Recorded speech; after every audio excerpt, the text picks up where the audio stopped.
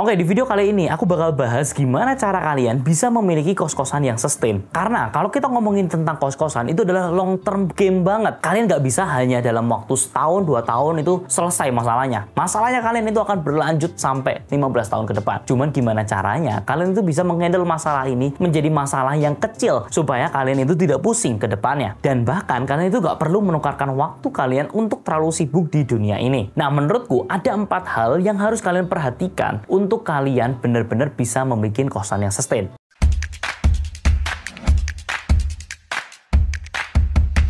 Nah, pertama adalah pencahayaan yang bagus. Kalau kita ngomongin dunia kos-kosan, pencahayaan ini tuh sangat penting. Karena kalau tidak ada cahaya, banyak furniture yang ada di dalamnya itu kebanyakan rusak. Dan kalau kalian lihat, kenapa villaku ini setelah jalan 5 bulan, aku ngerasa furniture-nya nggak banyak yang rusak. Karena pencahayaan dari villa ini sangat bagus. Banyak cahaya yang masuk ke dalamnya. Entah kenapa, kalau misalkan kosan kalian itu tanpa ada cahaya yang masuk ke sana, semua furniture di dalamnya, lembab udaranya, itu bisa membuat semua di dalamnya itu menjadi tidak bagus lagi. Dan ujung-ujungnya hanya dalam waktu setahun 2 tahun kalian harus sudah mengganti atau repair minor-minor dari furniture yang ada di dalamnya. Makanya aku saranin buat teman-teman yang membuat sebuah kosan, ada ruang terbuka yang memang bisa ngebantu pencahayaannya kalian. Nanti kalian akan bilang, tapi gimana kalau misalkan kondisiku tuh punya kos-kosan di daerah Jakarta yang notabene dari kiri kanannya sudah sama-sama tembok. Nah, di sini kalian bisa pakai tempered glass untuk di bagian atapnya supaya pencahayaan masih bisa masuk ke dalam lorongnya. Dan ini aku belajar banget, oh ternyata ini sangat penting. Kemudian kalian pastikan setiap dari lorongnya itu juga memiliki jendela yang cukup besar yang bisa dibuka. Ataupun kalau misalkan kalian ngerasa, oh jendelanya juga nggak bisa dibuka, tambahin rooster di atas pintu tersebut supaya pencahayaannya masih dapat ada penghawaan udara yang masuk ke dalam dan sirkulasinya itu masih bagus. Dan ini yang akan ngebantu supaya furniture-nya Bapak Ibu tidak rusak terlalu parah. Nah, kemudian yang kedua yang paling penting adalah layout dari kos-kosan itu sendiri. Banyak orang merasa punya rumah warisan, mereka sekat-sekatin tanpa pikir panjang. Mereka pikir ya udahlah sudah jadi kamar, ini 1 kamar, yang ini jadi kamar, 1 kamar, dan itu udah dijadikan kosan aja. Akhirnya banyak ruangan-ruangan yang jadikan ruang komunal. Padahal sebenarnya komunal ini tidak bisa terlalu meningkatkan value dari kamar tersebut. Ujung-ujungnya kalian ini ngerasa kok omsetnya nggak seberapa, tapi kenapa OPEX-nya itu selalu tetap, dan kalian akan ngerasa kok rasanya nggak sustain ya kos-kosan ini, kenapa kalian jadi ikut pusing. Nah, karena apa? Karena kalian tidak melayout kos-kosannya dengan sangat benar. Kalau kalian itu ngelayout yang benar seperti yang First Kos lakukan, itu kalian akan mendapatkan reward yang lebih besar. Setiap kosannya, setiap kamarnya memiliki harga sewa yang cukup tinggi di atas 2 juta. Dan ini tidak akan memberatkan Bapak Ibu punya operasional. Makanya penting banget ketika kalian membangun, pastikan kalian punya seorang arsitek yang menggambar full supaya layout dari kamarnya itu efisien dan bisa mendapatkan keuntungan yang lebih besar lagi. Dan kemudian yang ketiga, pembangunan itu benar-benar harus efisien. Kebanyakan dari kita pembangunannya tidak dikontrol, sama seperti yang aku lakukan. Walaupun aku sudah ngajarin kayak gini, banyak banget aku ketipu sama kontraktor. Di posisi yang sekarang, akhirnya aku sampai mendirikan perusahaan kontraktorku sendiri. Dan teman-teman alumni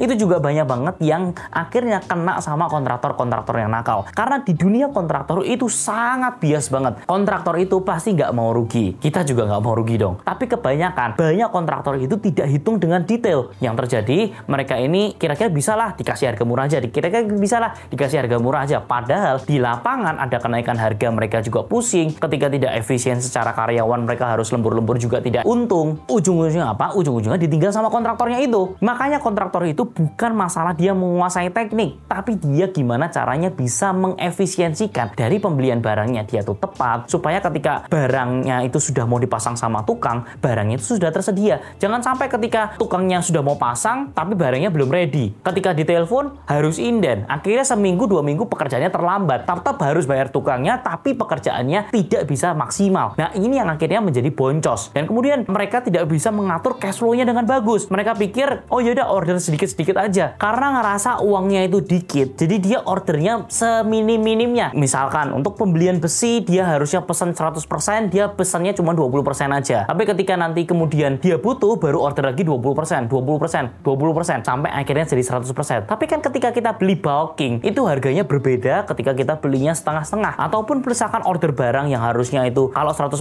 itu pengirimannya cuma sekali, tapi karena 20% pengirimannya jadi berkali-kali. Hal-hal seperti ini ini yang sebenarnya di luar dari kontrol kita dan kita nggak pernah hitung, ujung-ujungnya kontraktornya itu ngerasa rugi dan akhirnya meninggalkan proyek. Itu banyak banget terjadi di saat-saat ini. Makanya kontraktor itu bukan sekedar mengerti teknik, tapi mereka harus bisa manajemen antara waktu dan juga efisiensi dari cost tersebut. Yang keempat adalah mengerti cara hitung-hitungannya. Karena kalau kalian itu pinjem uang dari bank, penting banget untuk bisa tight atau bisa melihat rumah ini bisa menjadi berapa kamar, menghasilkan omset berapa, renovasinya angkanya berapa. Ini harus didetailkan dari awal. Jangan sampai ketika kalian sudah membeli propertinya menggunakan kredit, renovasinya belum selesai dan kalian nggak bisa menyelesaikan renovasinya. Ujung-ujungnya kalian itu akan tergerus kena biaya yang harus kalian bayarkan setiap bulannya ke perbankan itu. Ini juga terjadi di teman-teman. Makanya aku saranin banget teman-teman untuk ikut di kelas atau workshop aku untuk aku jabarin. Ini loh sebenarnya perhitungan yang tepat itu seperti ini. Jangan sampai kalian sudah akuisisi duluan tanpa kalian ikutin kelasnya. Karena kalau kalian tidak ikutin kelasnya, kalian nggak akan dapet perhitungan yang komprehensif di mana kalian itu benar-benar detail. Oh, aku tahu nih budget yang harus aku spare seperti apa. Cara efisiensi yang paling tepat itu seperti apa. Layoutingnya yang oke itu gimana. Supaya kalian nggak boncos ke depannya. Karena di kos-kosan, rewardnya tinggi atau kecilnya tergantung bagaimana kalian memahami industri ini lebih dalam lagi. Risknya juga sama. Semakin kalian tidak memahami industri ini, kalian akan kena risk yang semakin besar. So teman-teman, aku ngadain kelas itu setiap 2 bulan sekali. Jadi teman-teman, kalau misalkan kalian benar-benar ngerasa kalian lagi mau beli, kalian ikut pelatihannya karena kalian di sana akan dibimbing langsung untuk kalian itu ngerti, oh gimana cara hitung-hitungannya, oh gimana kalian itu bisa mengakuisisinya, layoutingnya, sampai pembiayaannya, dan yang paling penting kalian itu akan hilang dari mental blocknya kalian karena sudah ketemu dengan banyak alumni yang memang sudah pada berhasil dan kita akan survei kos-kosannya mereka bareng-bareng. Jadi pembelajarannya itu bukan cuma sekedar omongan kosong doang yang tidak ada buktinya bahwa murid-muridnya juga sudah sukses. Tapi di sini kalian akan belajar dengan murid-murid yang sudah sukses dan mereka akan membantu kalian juga ikutan menjadi sukses. Dan itu semua adalah 4 hal yang membuat kos-kosan kalian itu sustain sampai ke depannya. Semoga video ini bisa bermanfaat dan seperti biasanya semua akan properti pada waktunya. Thank you for watching and I'll see you in the next video guys. See ya!